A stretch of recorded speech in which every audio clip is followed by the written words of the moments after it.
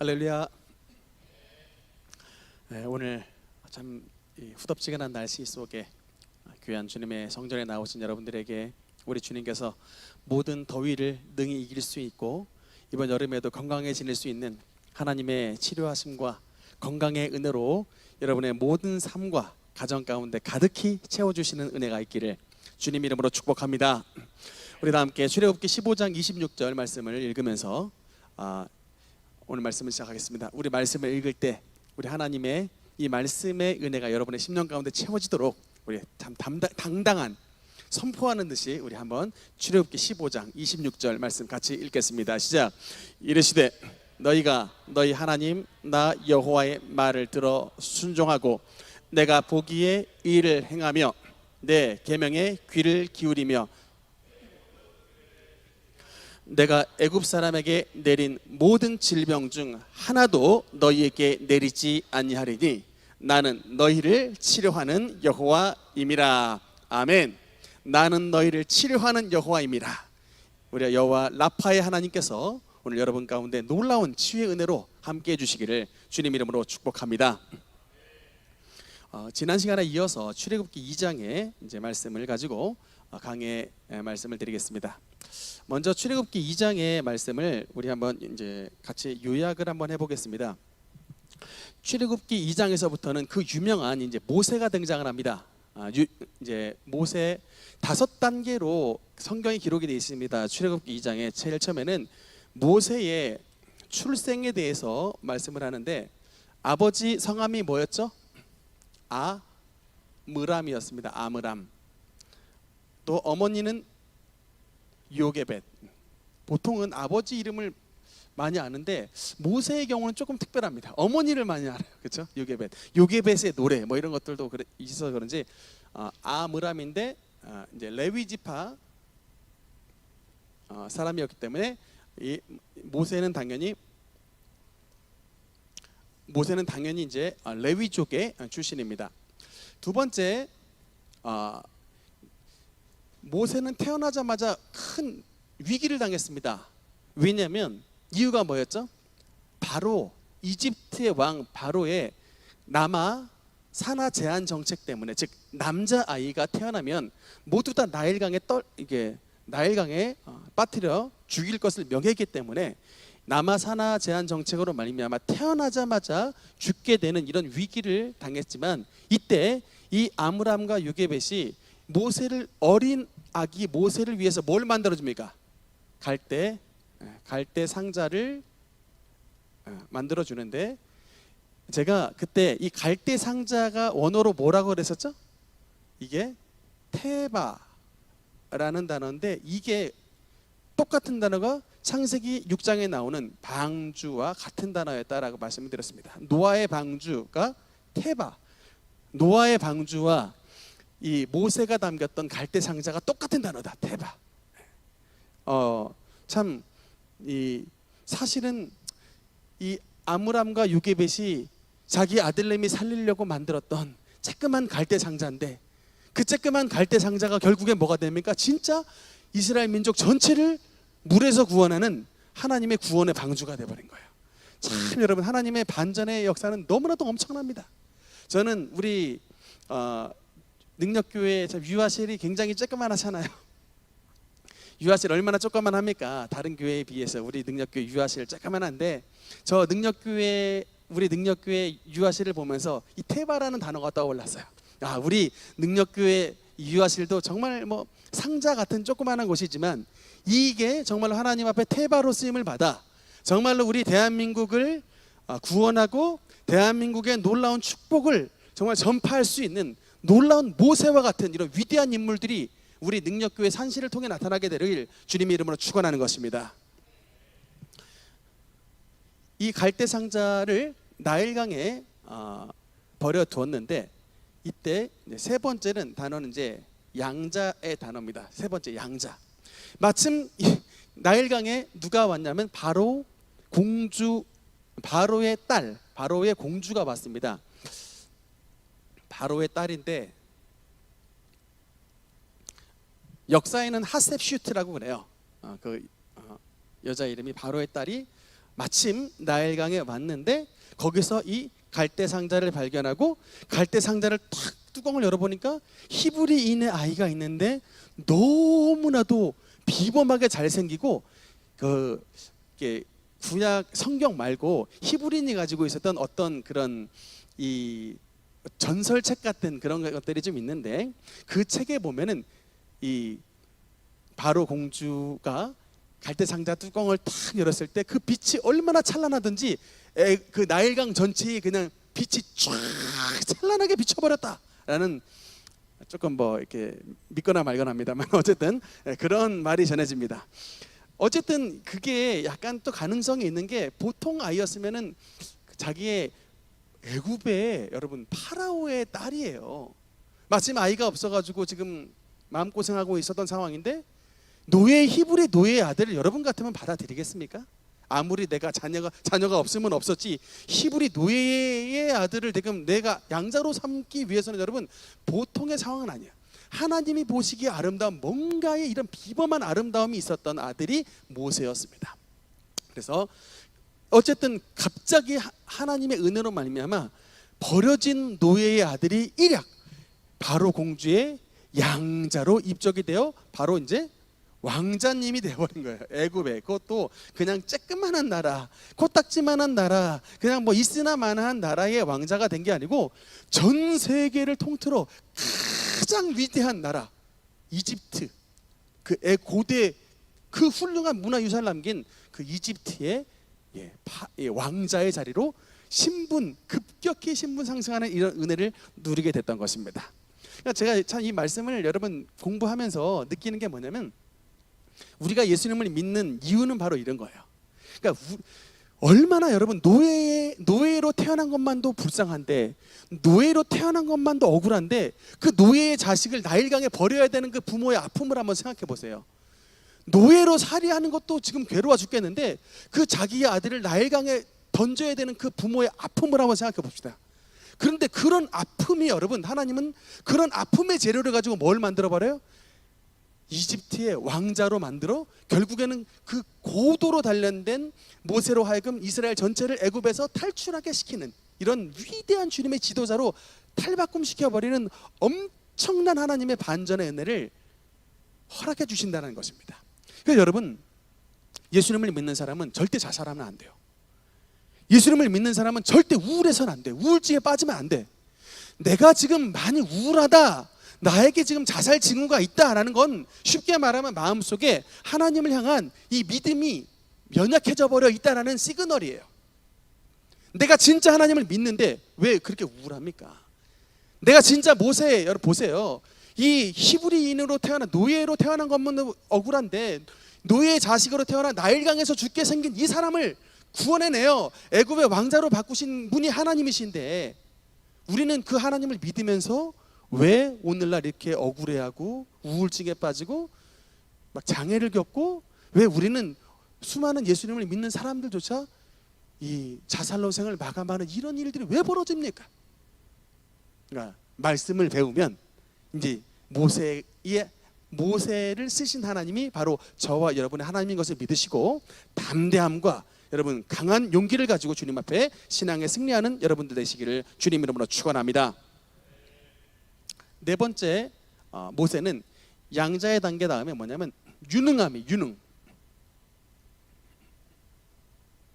얼마나 이 모세가 유능했던지 성경은 길게 말씀을 하지만 그의 하는 모든 말과 그의 하는 모든 행사가 다 능하였더라.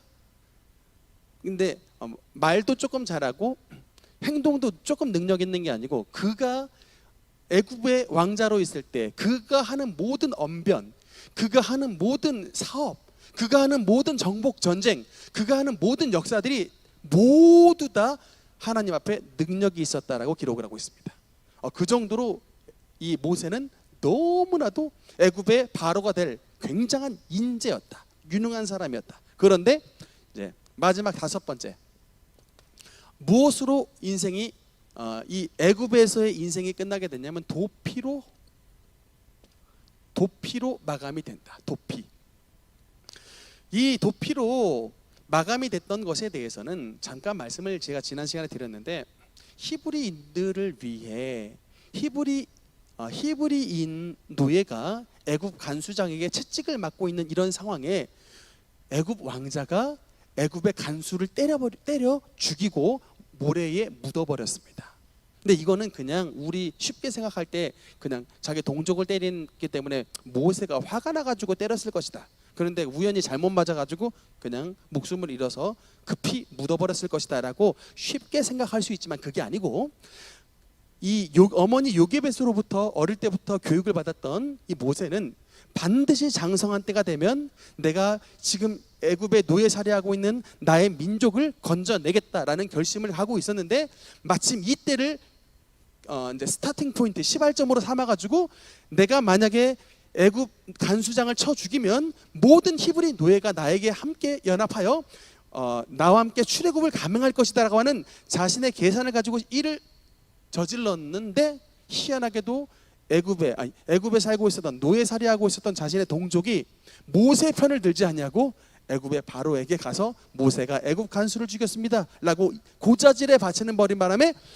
졸지에 나라의 반역자가 되어 애굽의 왕자였던 모세는 미디안 땅으로 도망가게 되는 이제 도망자의 인생, 제2의 인생이 이제 시작이 됐던 것입니다. 이게 이제 지난 시간에 했던 말씀에 대한 요약입니다. 그러면 미디안 땅에 대해서 잠깐 보겠습니다. 여러분 출애굽기 2장 15절 우리 같이 한번 읽겠습니다. 시작. 바로가 이 일을 듣고 모세를 죽이고자 하여 찾는지라.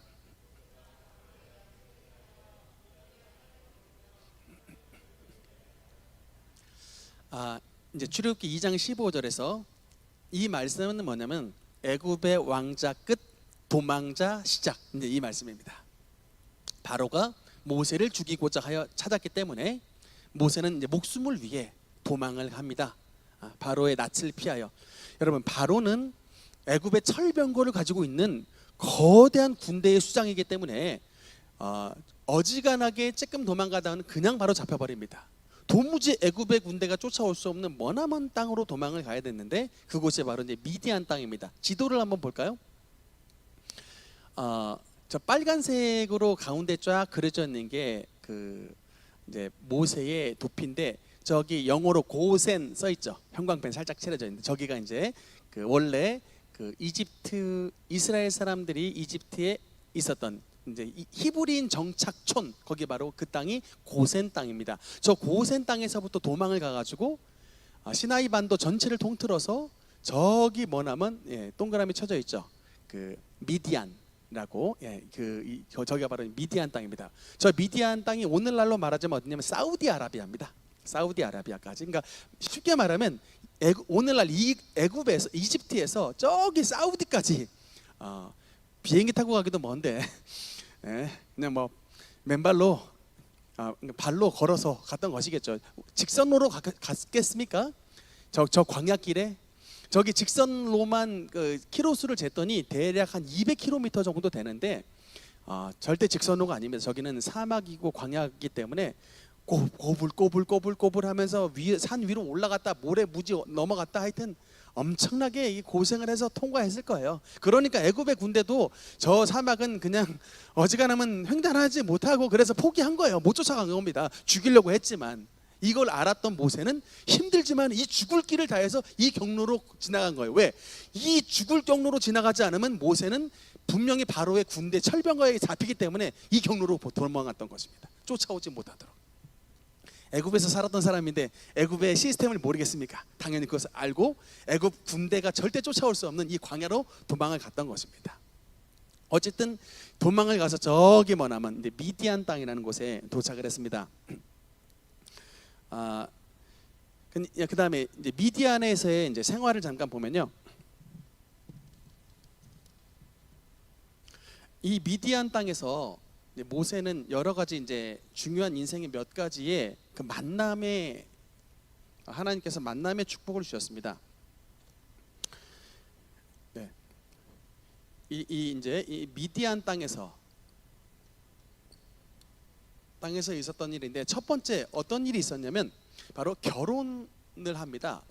모세가 40까지는 결혼을 못했다가 애굽 땅에서 결혼하지 아니하고 저기 머나먼 미디안 땅에서 결혼을 하게 되는데, 결혼한 이 여자가 누구냐면 르우엘의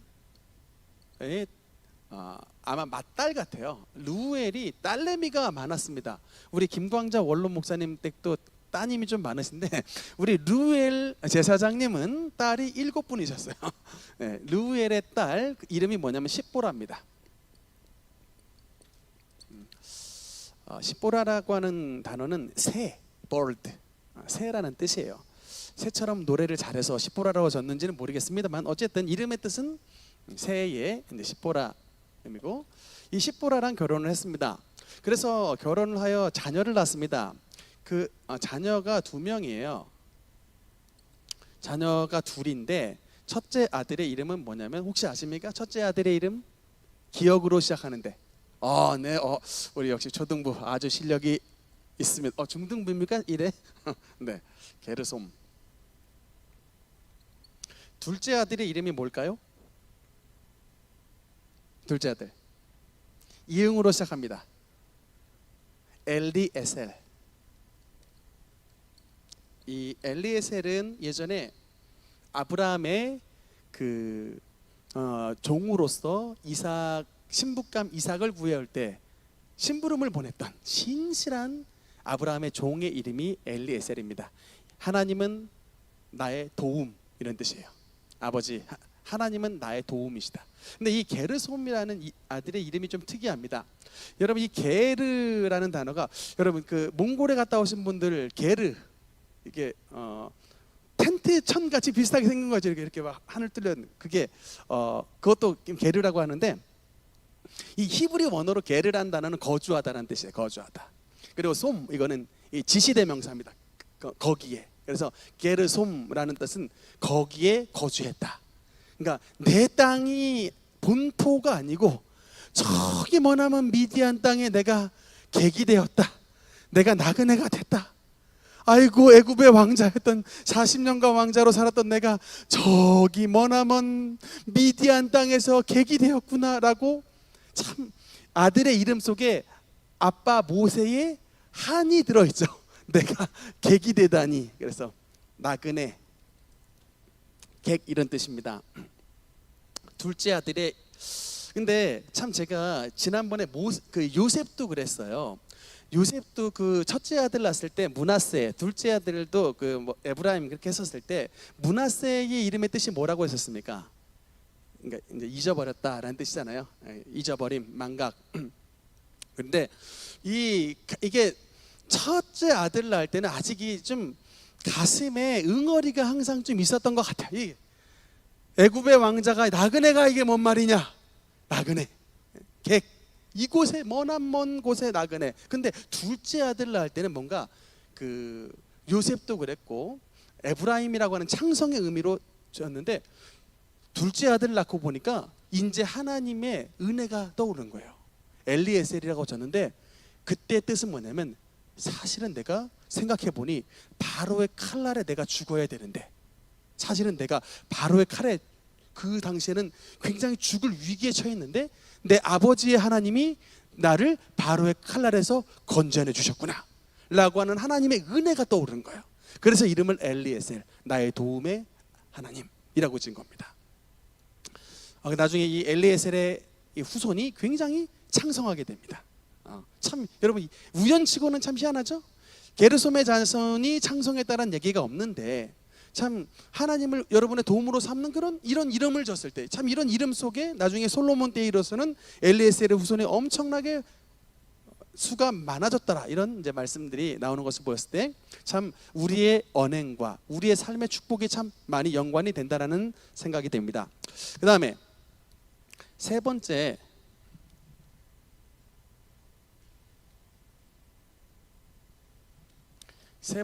잠깐, 모세의 장인. 여러분, 아까 제가 모세의 장인이 누구라고 말씀을 드렸죠? 모세의 장인 르우엘이라고 말씀을 드렸는데, 여러분 모세의 장에는 르우엘만 나오는 게 아닙니다. 또 어떤 이름이 있을까요? 한나 똑똑합니다. 이드로. 그다음에 혹시 한 가지의 이름 더 압니까? 호씨로 시작하는데 호밥. 밥에 호박이 아니고 호밥입니다.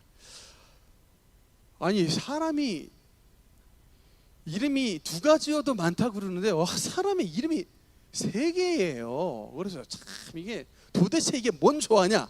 르우엘은 뭐고 이드로는 뭐며 호밥은 뭐냐? 근데 여러분 다 나와요. 이게 출애굽기 3장에는 르우엘로 나오고 나중에 저기 18장에 가면 또 이드로로 나오고 나중에 사사기 쪽에 가면 또 모세의 장인 호밥이 이렇게 또 나옵니다. 그래서 이게 도대체 좀 헷갈리는데 정확한 정답은 아니고 제가 이제 추측을 했을 때 조금 이게 성경적 근거를 가지고 좀 추측을 해본 겁니다. 그래서 아마 좀 말이 맞는 것 같은데 이분의 원래 이름은 르우엘 같습니다. 하나님의 친구라는 뜻이에요. 르우엘, 하나님의 친구 이런 뜻인데 원래 이 르후엘이 본래 이름 같고 이드로라고 하는 것은 이분이 직업이 뭐냐면 미디안 땅의 제사장입니다. 그래서 아마도 이드로라고 하는 게 제사장의 호칭 같습니다. 미디안의 이 제사장, 우리도 뭐 목사 이런 호칭이 있잖아요. 그런 것처럼 이게 제사장을 이드로라고 불렀던 것 같습니다. 그다음 호밥은 뭐냐면 이 미디안족도 굉장히 족속이 많아요. 나중에 여러분 그 민수기 읽어보면 그 모세와 여호수아와 엘르아살의 군대가 미디안 족속을 정복하고 돌아옵니다. 사실은 이 미디안 족속을 정복하고 돌아오면 그러면 이게 장인 족속하고 완전히 원수되는 건가 싶었는데 그게 미디안 족속이 굉장히 아까 사우디아라비아 그쪽에 있기 때문에 굉장히 족속이 많아요. 그래서 이게 호밥은 그 하나의 족속의 이름으로 추측이 됩니다. 왜냐하면 나중에 이 호밥이란 이름이 뭐로 또 나오냐면 십보라의 오빠로 이름이 또 나와요. 모세의 처남. 나중에 모세의 처남이 모세가 모세의 처남한테 부탁을 하거든요. 왜냐하면 이 미디안 땅의 이 광야를 너무 잘 아니까 당신이 우리랑 동행을 해주면 당신은 우리의 눈이 되어 주시기 때문에 우리 이스라엘이 반드시 당신의 미디안 족속을 선대하겠습니다라고 약속을 해요. 그래서 결국에는 특별히 이 호밥 족속이 나중에 이스라엘 백성들과 함께 이 가나안 땅까지 같이 들어가서 나중에 여러분 사사기에 보면은 누구가 나오냐면 사사기에 시스라라고 하는 인물이 나와요. 여러분 시스라 이스라엘을 괴롭혔던 장수의 이름인데 이 시스라가 누구한테 죽냐면 어떤 여자한테 죽어요. 시스라가 어떤 여자의 이름이 뭐냐면 여러분 야엘이라고 하는 여자한테 죽는데 이 야엘의 남편의 이름이 뭐냐면 조금 복잡합니까? 헤벨이에요. 헤벨. 근데 이 헤벨이 어떤 족속이냐면 겐 족속인데 이 겐이 호밥 족속이에요. 겐이 호밥 족속입니다. 말하자면 모세의 장인 족속이 물론 이드로는 다시 돌아갔지만 이드로의 아들이죠.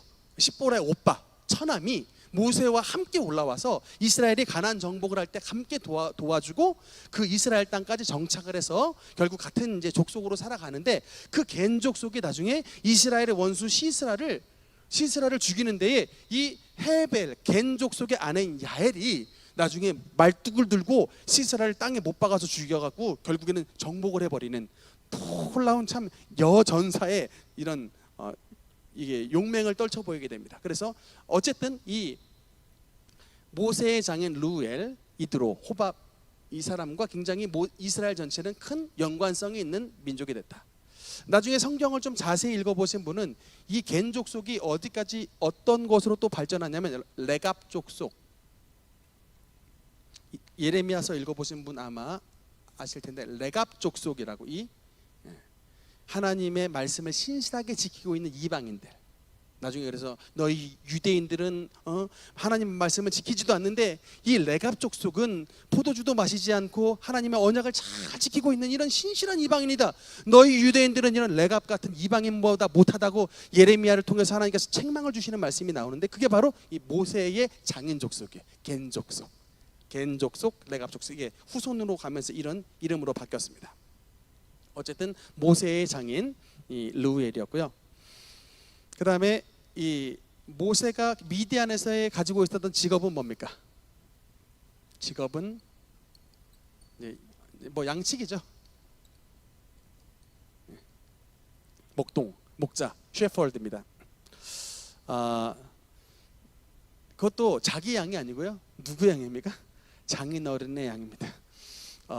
우리 속담에 된보리 서말이면 처가살이 안 한다라는, 된보리 서말만 있어도 처가살이 안 한다라는 속담이 있더라고요. 된보리 서말만 가져도 처가살이 안 하는데 이 모세는 된보리 서말이 없었나 봅니다. 처가살이 몇 년? 40년. 처가살이 몇 년? 40년입니다. 모세가 애굽 땅에서 나온 게 40살이었는데 하나님을 만난 시기가 80살이거든요. 40년 동안 이 된보리 서말이 없어서 참 미디안 땅에서 이 40년 동안 장인 양반의 양을 쳤던 참 요새 말로 하면 참 가오 떨어진 애굽의 왕자가 되어버렸습니다. 그게 이제 이렇게 해서 오늘의 이제 이 출애굽기 2장까지가 마무리가 되게 되고요. 그 다음에 출애굽기 3장 1절 우리 한번 같이 읽겠습니다. 시작. 모세가 그의 장인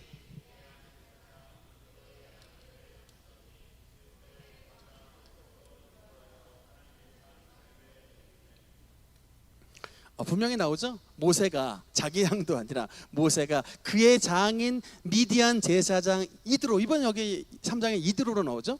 이 제사장 이드로의 양떼를 치더니 자기 양도 아닌 이 장인 양반의 양을 지금 80살이 되어서까지 치고 있었습니다. 참 이게 도망을 가고 싶었을 텐데 주변이 다 사막으로 둘러싸여 가지고요. 도망도 못 가고 괜히 애굽 쪽으로 잘못 갔다가 또 근위대한테 잡힐까봐 이러지도 못하고 참 이러지도 못하고 저러지도 못하고 한 인생이 80살까지의 모세의 인생이었습니다. 그런데 하는 수 없이 이제 할아버지가 돼서 인생사 다 이제 다 이제 거의 포기하다시피 났고요. 그래서 그냥 양이나 잘 치자 하는 마음으로 그때를 광야 서쪽으로 인도하여 하나님의 산 호렙에 이르렀다라고 말씀이 나옵니다. 지도를 한번 보겠습니다. 이게 요새 좀 뜨고 있는 주제예요. 과연 호렙산은 어디냐? 여러분 이게 이제 굉장히 지금 좀 뜨고 있습니다. 2014년서부터 우리나라 그 김승학 박사님이 좀 새로운 주장을 펼치셔가지고 지금 두 개의 이게 문제가 대두가 됐는데, 우리가 전통적 견해는 거기 시나이 반도에 있는 왼쪽에 있는 모세산 아벨 무사라고 하는 그 곳이 전통적으로 이제 모세가 하나님을 만났던 신의 산이다라고 이제 그렇게 우리는 이제 배웠습니다. 공부를 했는데 한 몇 년 전에 사우디아라비아의 왕자님을 치료하시려고, 그분이 한의사세요. 사우디아라비아의 왕자님을 치료하시러 갔다가 거기에 있는 우연하게 산에 들어가 본 그 김승학 박사님, 장로님이신데 그분이 사우디아라비아에 가서 보니까 그 출애굽 시절에 수많은 유물들이 거기에 있는 걸 발견하는 거예요. 이 성막 안에 있는 메노라라고 하는데 이게 이 금초대가 그려져 있는 막 바위에 이 새겨져 있는 암각화도 보고, 막 당시에 출애굽에 있었던 사람들이 만들었던 것 같은 그런 막 토기들도 엄청나게 많이 있고, 마치 모세가 그 지팡이로 바위를 팍 쳤을 때 그 바위가 갈라져 물이 나왔다라는 말씀이 있는데 그 갈라진 바위 같은 것도 있고 막 이런 사진을 막 다 찍어 왔어요. 그래서 이게 근데 희한하게 저 모세산 왼쪽에 있는 저 아벨 무사 모세산 쪽에서 가면 유물이 아무것도 없어요. 여러분 제가 이거 실질적인 일인데, 여러분 유명한 6.1 전쟁이 있었습니다. 이스라엘과 아랍 연합군이 전쟁을 해가지고 6일 만에 이스라엘이 그 전체 아랍 연합군을 완전히 망가뜨렸던, 박살을 내버렸던 전쟁이 그 유명한 6.1 전쟁인데, 이게 6.1 전쟁에 그 당시에 참여했던 적군 중에 하나가 이집트였어요. 이집트를 정복하고 난 다음에 이스라엘이 제일 먼저 했던 게 뭐냐면 과연 저기 시내산 저쪽 자락 지금 아벨 무사 모세산 있는 그쪽에 이 출애굽에 대한 유물이 있는가?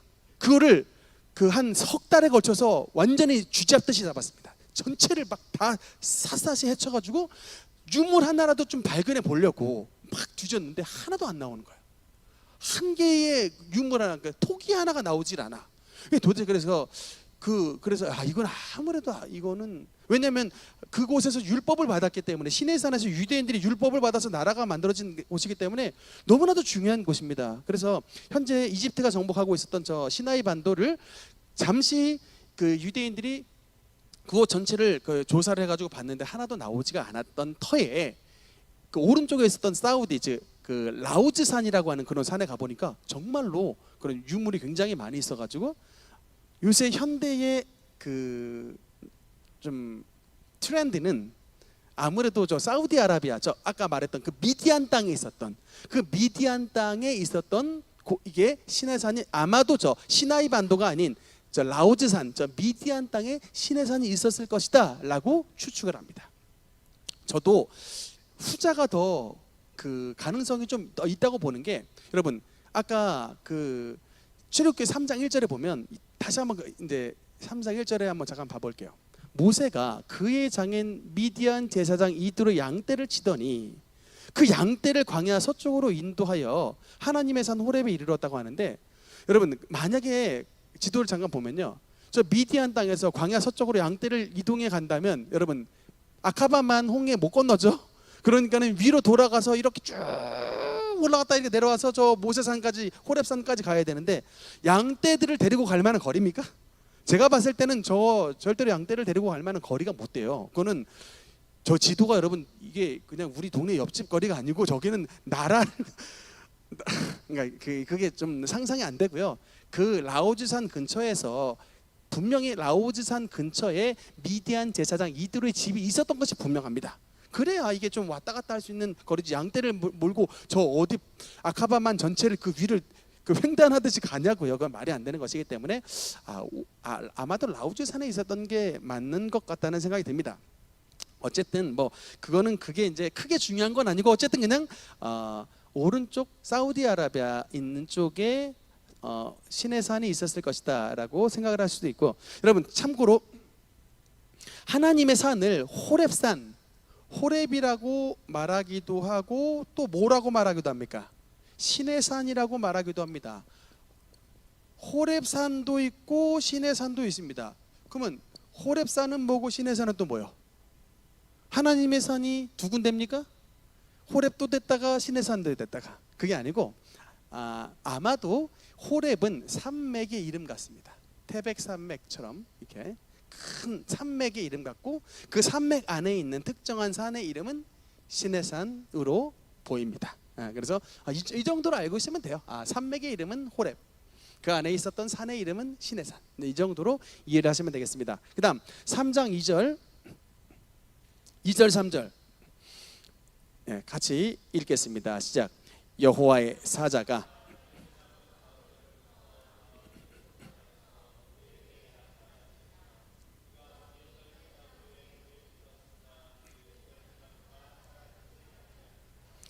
이에 모세가 이르되 내가 돌이켜 이 큰 광경을 보리라. 떨기나무가 어찌하여 타지 아니하는고 하니 그때에 사진을 한번 보겠습니다. 떨기나무가 어떻게 생겼는가? 여러분 조금만 확대해 주세요. 네, 떨기나무 이렇게 생긴 나무입니다. 저기 그 광야에 가면 지금도 그 이집트나 유대 나라 가면 저런 떨기나무가 많이 있습니다. 근데 그냥 떨기나무가 아니고 불이 붙은 떨기나무라고 하고 있습니다. 아마도 모세가 불이 붙은 떨기나무 이런 모습의 떨기나무를 봤을 것으로 예상이 됩니다. 이 떨기나무는 영어 성경으로 보니까 부쉬라고 써 있어요. 부쉬라고 써 있는데 이게 이제 사실 히브리 원어로 세네라는데 이게 과연 그러면 떨기나무가 뭔가 그래서 여러분 이게 불이 붙은 떨기나무를 잠깐 보면은 일단 떨기나무 자체가 여러분 성경에는 많은 나무들이 나옵니다. 여러분 나무에 대해서 관심이 좀 많습니까? 저는 나무에 대해서 관심이 없어요. 식물은 진짜 모르겠습니다. 열매만 달려야 저게 사과나무인가 보다, 저게 배나무인가 보다라고 알지, 그냥 열매가 없으면 도무지 구별을 못 하겠어요. 그러니까 이건 그 식물에 대한 전혀 조예가 없다는 것을 뜻하는데, 근데 참 사실 성경에는 많은 종류의 나무들이 나옵니다. 여러분, 성경의 나무 잠깐만 볼까요?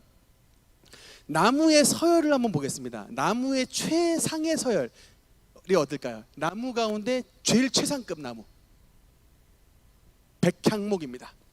지난번 제가 그 솔로몬 설교를 말씀드릴 때, 솔로몬 때는 은이 땅의 돌처럼 흔하고 백향목이 길가의 뽕나무처럼 많았더라. 여러분, 뽕나무 지금 우리 뒤에 심었죠? 오디가 뽕나무입니다. 그래서 그러니까 이 백향목이 뽕나무처럼 흔했다라는 말은 이 귀한 나무가 정말로 많이 도처에 심겨질 정도로 어마어마하게 부강한 나라가 됐다. 그래서 여러분, 백향목 나무는 나무 서열 1위입니다. 이거는 왕궁 재료예요. 여러분, 저 금강송입니다. 우리나라로 말하면. 지난번에 불났을 때 금강송 군락지가 한번 불나가지고 온 나라가 아주 비상사태가 났죠. 이 경복궁 같은 이런 큰 궁궐에 들어가는 나무, 정말로 이거 함부로 손에 못 대는 굉장히 진귀한 나무인데, 그런 나무만큼 진귀한 나무가 백향목이에요. 솔로몬 성전 지었던 나무가 바로 백향목, 서열 1위입니다. 중간에 있었던 이제 여러 농사짓는 나무들은 예를 들어 뭐 무화과, 그 다음에 뭐 포도나무, 그 다음에 자주 나오는 게 이제 뽕나무. 참고로 여러분, 이 뽕나무 재배자 했던 선지자 이름 혹시 아십니까? 아모스. 선지자 이름 아모스 선지자가 이 뽕나무 재배했던 조경가라고 해야 되나요? 하여튼 어쨌든 뽕나무 재배하셨던 선지자가 아모스 선지자인데, 이게 이제 다 그냥 이 나무의 열매를 먹는 열매 용도로서의 나무들입니다. 이거는 백향목은 이 자체 목재죠. 목재가 굉장히 진귀한 이 목재. 근데 여러분, 서열 꼴찌, 나무 가운데 가장 핫바리, 이도저도 쓸 수 없는 가장 핫바리 나무, 떨기나무입니다. 제가 그래서 이거 말씀을 드린 거예요. 가장 가치 없는 나무. 뗄감도 안 돼. 뗄감도 안 돼요. 뗄감도. 이건 가시나무가 따가시나무. 가시나무예요. 가시나무. 뗄감도 안 되는 가시나무 같은. 그나마 무화과나 포도나무나 뽕나무 같은 건 뭐 나무 자체가 뭐 이쁘진 않아도 그래도 열매라도 먹으니까 좋은 나무고, 이 백향목은 아주 그냥 이 목재 자체가 너무 귀중하니까 귀한 나무인데, 비해 이 떨기나무는 자체가 아예 쓸모가 없는, 참 쓸모없는 나무가 떨기나무예요. 그런데 여러분, 이 떨기나무에 불이 붙었다는 거예요. 불이 붙은 떨기나무입니다. 그래서 이게 참 불이 다음 하면, 여러분, 이 불이 붙은 떨기나무, 이게 바로 이스라엘의 상징물입니다.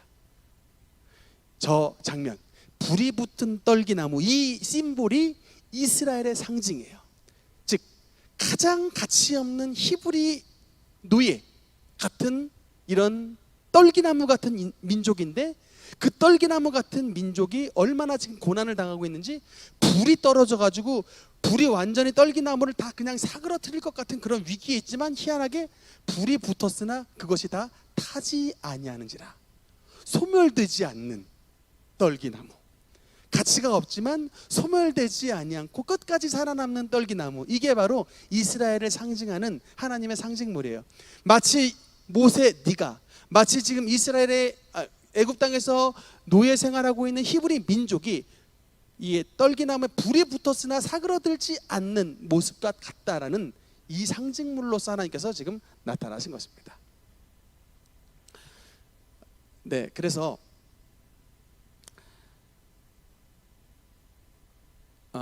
특별히 이제 하나님의 상징은 이게 불로서 상징이 될 때가 많습니다. 불.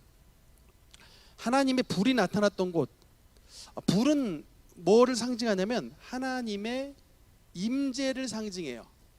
불은 뭘 상징한다고요? 하나님의 임재. 그래서 예배 드리는 가운데에 불을 만난 사람들이 있습니다. 예를 들면 누가 제일 처음에 하나님의 불을 받았죠? 처음 하나님의 제단에 주님의 불을 받았던 사람 아벨이었죠. 아벨의 제단에 하나님의 불이 떨어졌었고, 두 번째 그 갈멜산에서 번제물을 드릴 때 불로써 임한 신이 하나님이시다라고 했을 때 바알과 아세라 850명은 얼마나 열심히 부르짖었으나 그 제단에는 불이 떨어지지 아니했지만 엘리야의 제단에는 하나님의 불이 떨어져 그 모든 물을 다 훑어버리고 결국은 여호와께서 하나님이심을 갈멜산의 제단을 통해서 승리함으로 선포했습니다. 그래서 그 불이 바로 하나님의 임재를 상징하기 때문에 여러분 참 불을 받으셔야 돼. 여러분 기도할 때 마음속이 좀 뜨뜻합니까? 차갑습니까? 기도할 때 여러분 마음이 뜨거워요? 차가워요? 마음이 차가우면 하나님의 성령이 임하시지 않은 거예요. 기도할 때 여러분 막 좀 난리바가지 치시는 분 있죠. 막 손 흔들고 막 몸이 막 들썩들썩한, 이게 바로 여러분 불 받은 증거예요.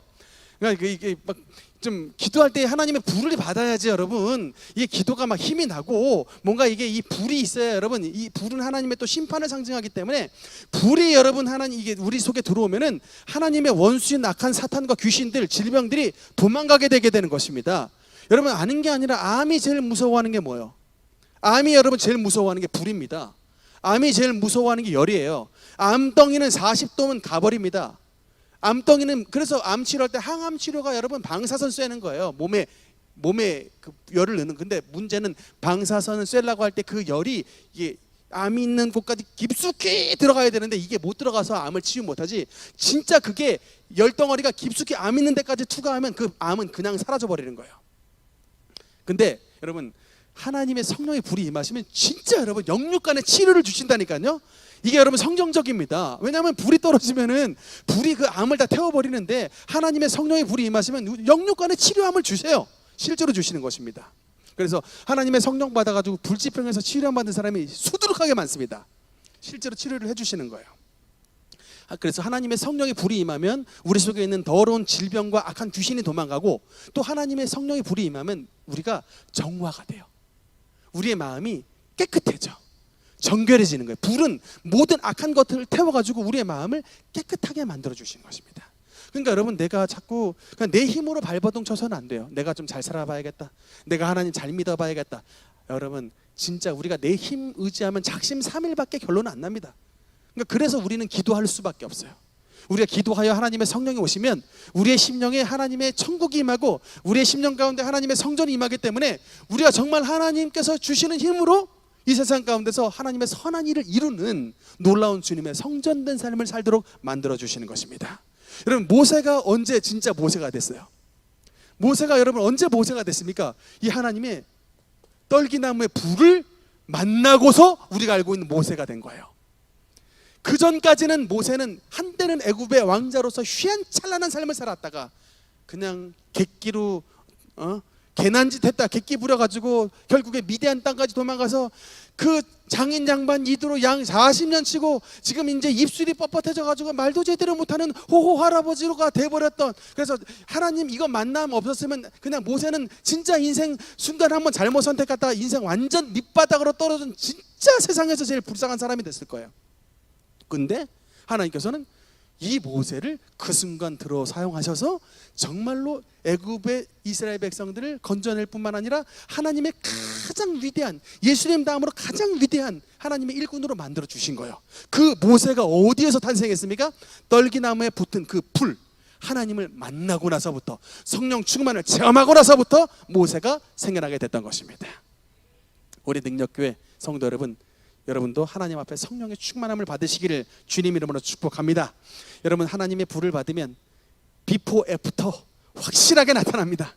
하나님의 성령의 불을 받기 전에 그냥 입술이 뻣뻣한 모세, 도망자 모세, 실패자 모세였다면 하나님의 성령의 불을 받은 모세는 이제는 더 이상 약한 모세가 아니고 모든 이스라엘 백성들, 300만 이스라엘 백성들을 애굽 땅에서 건져내 약속의 땅 가나안으로 이끌어내는 하나님의 놀라운 홍해수를 갈라버리고 하나님의 정말 놀라운 기적이 나타나고 놀라운 주님의 기름 부으심이 충만한 정말로 기적의 사람 모세로 탈바꿈했던 그 축복, 그것이 바로 떨기나무 가운데 임하신 하나님의 성령의 불을 체험한 축복이라는 사실을 믿으시기 바랍니다. 오늘 앞에 말씀하는 서충훈 목사도 바로 이 체험을 했어요. 성령 불 받기 전에는 그 세상 사랑하는 사람, 그냥 술 좋아하는 사람, 뭐 여러분 이런 말로 다 표현할 수 없어요. 그냥 세상 사람인데 정말 하나님의 성령 불 받고 나니까 애프터가 되는 거예요. 애프터. 정말 하나님의 성령의 능력으로 눈빛이 반짝반짝하고 어느 발걸음이 닿는 곳마다 악한 귀신들 쫓아내고 주님의 사람으로 다 이끌어내고 막 여러 주님의 놀라운 기적과 은혜가 이 삶에 넘쳐나는 그런 하나님의 축복의 사람이 됐습니다. 다른 게 아니라 하나님의 성령의 불이 함께 하셔서 그 불의 역사로 나타나게 되게 되는 것이에요. 여러분도 그런 은혜, 그런 축복의 주인공이 될 수 있도록 하나님의 성령의 불로서 충만하게 되는 그런 은혜의 주인공 되시기를 주님 이름으로 축복합니다. 다음 시간 이어서 계속해서 말씀드리겠습니다. 기도하시겠습니다.